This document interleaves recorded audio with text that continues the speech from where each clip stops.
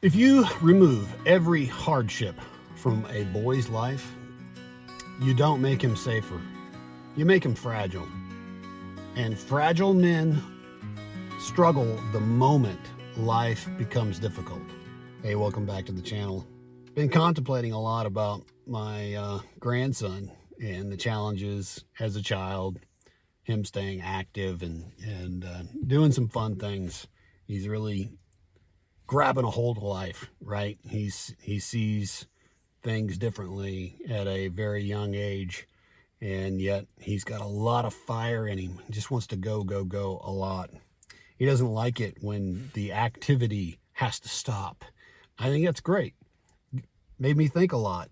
And, lately we've been talking about legacy on my channel quite a bit and what we pass down, right?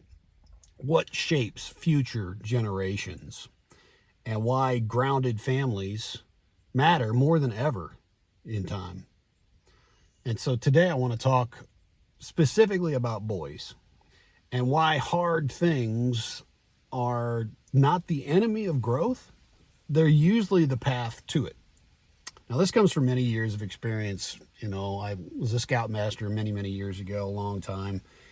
And we had a lot of boys who, single family mothers, raising those boys, and they recognized how important it was to get those boys around men, doing things, like outdoors camping and learning those kinds of things, right? When those boys are young, they're naturally testing their limits. And that's really not rebellion, and it can look like that a little bit. It's really just development, standard natural development.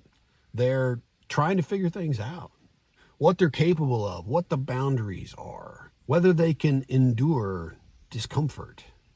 And if nobody challenges them, they often never develop real resilience.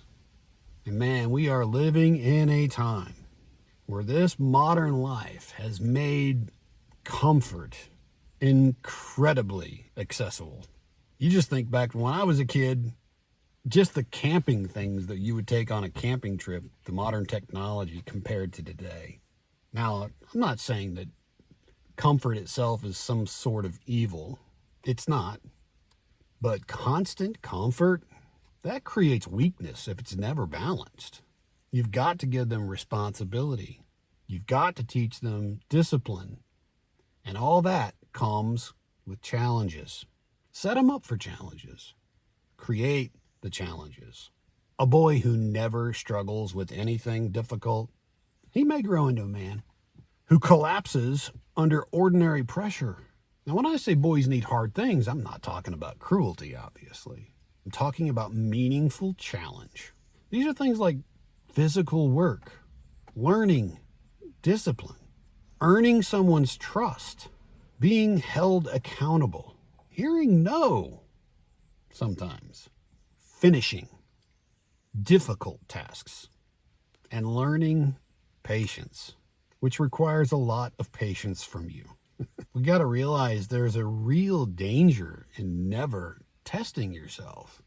And that's one of the problems in today is, young men not really ever growing up without being tested in healthy ways. And then when the first real hardship happens, it's literally catastrophic to them. That's a sign you haven't done what you needed to do in preparing a boy for hard things in life. And they're still going to come. No matter how comfortable this life feels, financial pressure, responsibility, rejection, they're coming.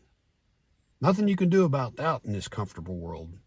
And because they never learned endurance gradually, everything feels overwhelming. Have we stopped to ask ourselves what boys really need from men lately? We asked this question a long time ago, but we haven't asked it lately. Boys need men who are calm, steady, and present. Not perfect men, not loud men, not men obsessed with feeling powerful. They need examples of consistency, restraint, responsibility, courage under pressure. Because boys don't just listen to men, they study them. What can you learn from my generation's lessons?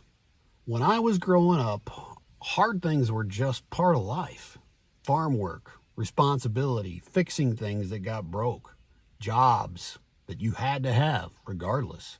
Those taught us how to learn from our failures. Nobody called it personal growth back then.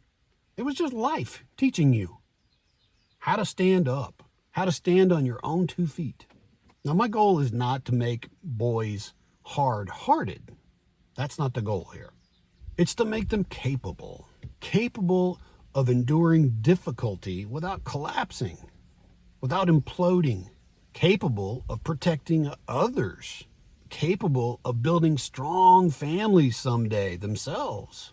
That kind of strength doesn't just appear automatically. It is forged slowly in the fire by the hammer through responsibility, challenge, and guidance. So what's one hard lesson from your younger years? Think about it. What ended up making you stronger later in life?